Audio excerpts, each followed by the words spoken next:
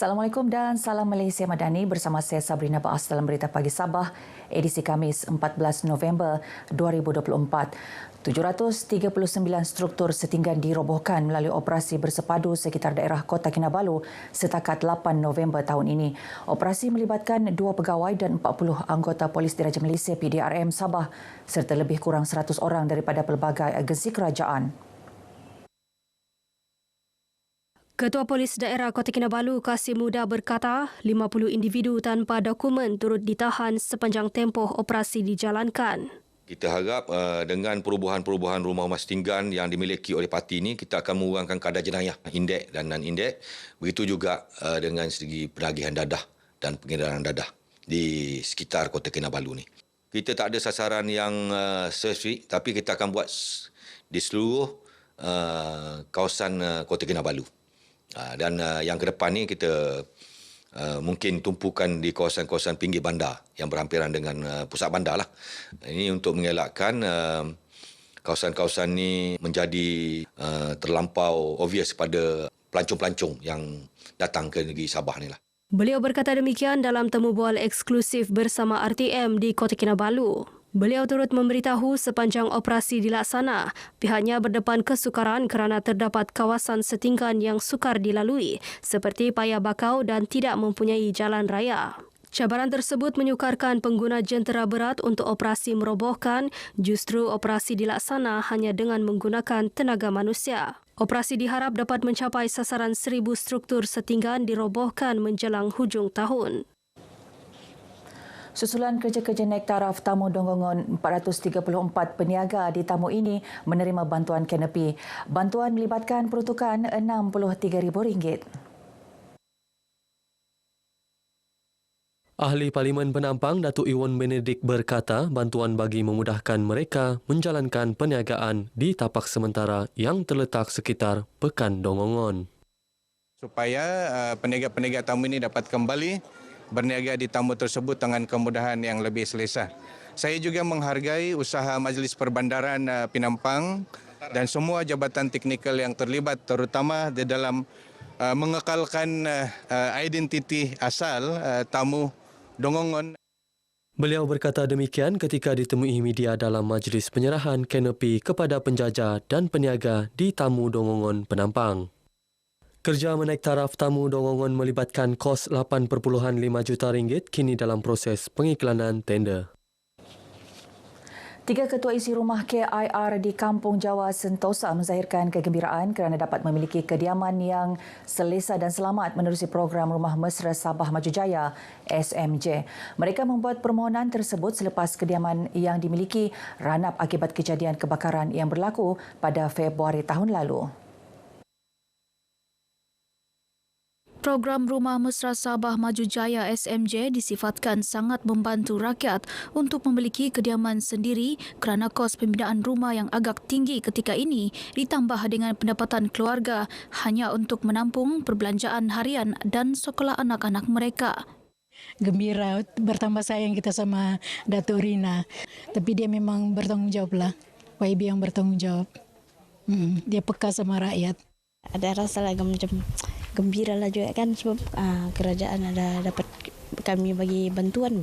Terima kasihlah kepada itu YB Rina sudah membagi kami bantuan dapat yang rumah SMJ. Ya, kalau boleh diteruskanlah sampai bila-bila lah. Sementara itu, Setiausaha Politik Menteri Kewangan Datuk Rina Jainal berkata pelbagai usaha dilakukan kerajaan negeri bagi mengeluarkan rakyat daripada kepompong kemiskinan seperti program Rumah Mesra SMJ. Namun begitu, terdapat beberapa masalah yang timbul perlu diselesaikan dan melibatkan banyak pihak sehingga pelaksanaan pembinaan kediaman terpaksa mengambil masa yang lama, termasuklah masalah pemilikan tanah.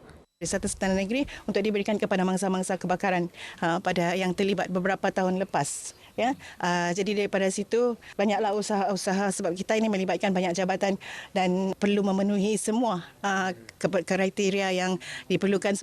Beliau yang juga adun kukusan berkata penambahan kuota kepada 40 buah rumah mesra SMJ tahun depan menunjukkan keprihatinan Ketua Menteri terhadap rakyat terutamanya yang kurang berkemampuan. Imam dan guru takmir berperanan penting dalam menangani ajaran sesat. Setakat ini 16 ajaran sesat telah diwartakan. Justru golongan berkenaan perlu menjadi benteng mempertahan akidah Ahli Sunnah wal Jamaah. Pengarah Jabatan Hal Ehwal Agama Islam Negeri Sabah Jahins Datuk Jumain Abdul Ghani menggesa agar mereka proaktif dan tidak terpengaruh dengan kumpulan-kumpulan yang telah diwartakan sebagai ajaran sesat oleh pejabat mufti Negeri Sabah. Kita bergerak berdasarkan laporan dan pemantauan kita dengan kekuatan yang ada dengan kerjasama dengan pelbagai pihak seperti KDN dan sebagainya. Dan dari semasa kita akan buat pemantauan lah, kan, berdasarkan aduan. Beliau berkata demikian kepada RTM selepas merasmikan program Tafaqquh Fiddin di Kota Kinabalu. Dalam pada itu, Datuk Jumain juga menekankan pentingnya para imam dan guru takmir melengkapkan diri dengan ilmu serta kemahiran digital. Katanya, kemampuan menguasai aplikasi media sosial dan teknologi moden adalah penting dalam menyampaikan dakwah kepada masyarakat.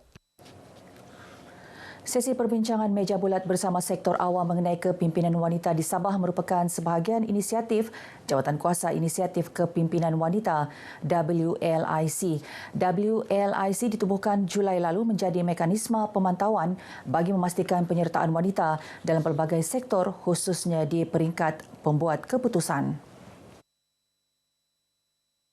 Inisiatif bertujuan meningkatkan penyertaan wanita di peringkat pengurusan, menggalakkan pengaruh wanita dalam pengubalan dasar di Sabah serta membentuk pemimpin wanita berwibawa dan berpotensi untuk memimpin. Sebagai salah seorang pemimpin wanita dan sebagai tugas di IDS ini, saya percaya bahawa kita perlu melihat semula pencapaian ini dan di manakah permasalahannya, apakah kekangannya, apakah masalah yang kita hadapi menyebabkan kita tidak boleh capai. Terdahulu dalam ucapannya, Datuk Aziza menjelaskan walaupun semakin ramai wanita berpendidikan tinggi dan berkelayakan, namun masih belum mencapai 30% wanita memegang jawatan di peringkat pembuat keputusan.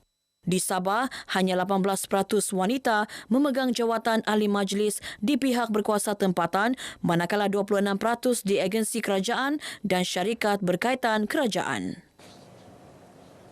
Choir Cantabayu Sekolah Kebangsaan SK Kepayan Sabah meraih 2 pingat perak dalam pertandingan choir antarabangsa Malaysian Choral Estate Fort MCE yang berlangsung di Ibu Negara baru-baru ini. Guru Besar SK Kepayan M. Malik Mat menyifatkan kemenangan itu manifestasi terbaik kerjasama antara pelajar, guru dan ibu bapa untuk menyerlahkan persembahan choir di sekolah di arena global. 2 pingat perak berkenaan diperoleh dalam 2 kategori iaitu kategori Young Children dan kategori Folklore. Inilah kekuatan yang ada pada SK Kepayan dengan kerjasama ibu bapa dan juga komuniti serta NGO yang lain yang sama-sama ingin membangunkan untuk melihat kejayaan SK Kepayan dan ini telah pun terbukti. Pada hari ini kita telah pun memberi satu hadiah untuk semua merupakan kejayaan pada anak-anak yang merupakan juga pengalaman bagi mereka untuk mengorak langkah lebih jauh. Beliau ditemui RTM selepas menyambut ketibaan rombongan ahli choir Cantabayu SK Kepayan di lapangan terbang antarabangsa Kota Kinabalu KKIA. Perasaan saya actually ada bercampur baur sebab sebenarnya apa yang kami pergi di sana ini tidak seperti yang dirancang, namun begitu saya sangat bersyukur dan gembira kerana kami mendapat 2 silver sepanjang persediaan kami dalam 1 bulan saja untuk 2 kategori. Keputusan ini memang tidak dijangka walaupun persiapan cuma 1 bulan lebih, tapi alhamdulillah mereka boleh mengatasi dan mendapat pencapaian. Yang pertama dari kategori choir children mendapat silver B dan juga folklore mendapat silver A. Baik, sekian paparan Berita Pagi Sabah kali ini. Menyusul selepas ini Berita Pagi Sarawak. Dari sungai hingga segara, Palestin pasti merdeka.